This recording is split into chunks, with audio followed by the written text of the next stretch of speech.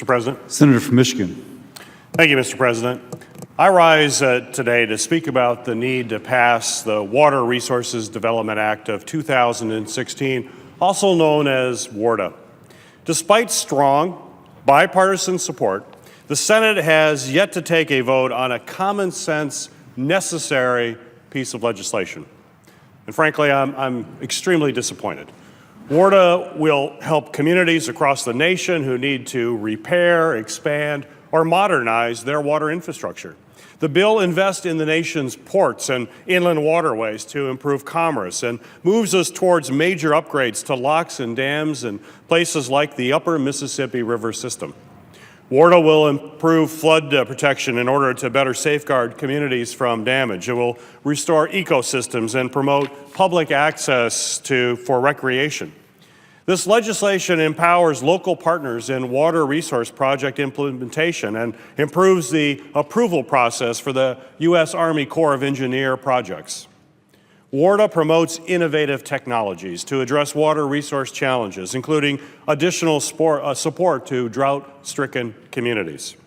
This bill also makes essential investments in drinking water and wastewater infrastructure, including emergency assistance to communities facing water contamination like Flint, Michigan.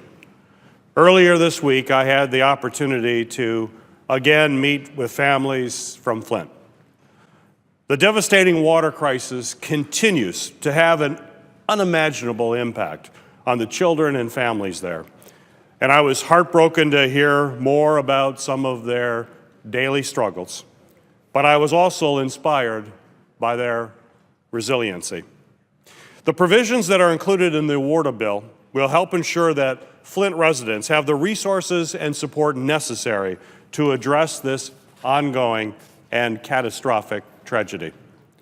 WRDA will help Flint residents, but it will also help communities all across our country with drinking water and infrastructure challenges. It will modernize the state revolving loan fund programs and capitalize the Water Infrastructure Finance and Innovation Act program, also known as WIFIA, a new low-interest financing mechanism to fund large dollar value infrastructure projects all across our nation. The many benefits of the WRDA bill, from drinking water protections to waterway improvements to water body restoration, is why it enjoys broad, diverse support.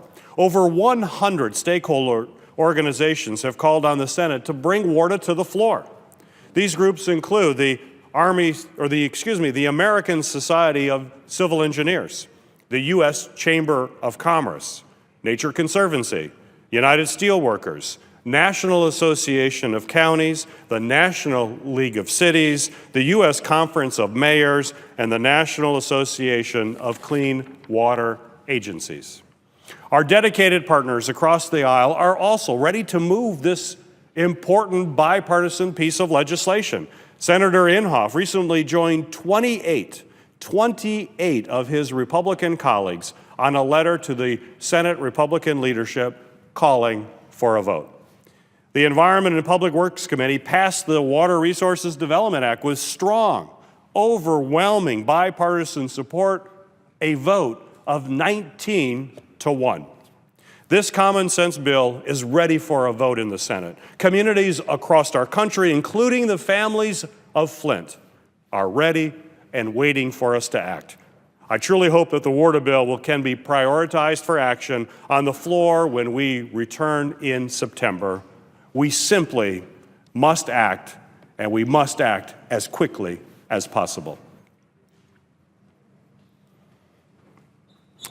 Mr. President, I ask unanimous consent that the remainder of my remarks be placed elsewhere in the record.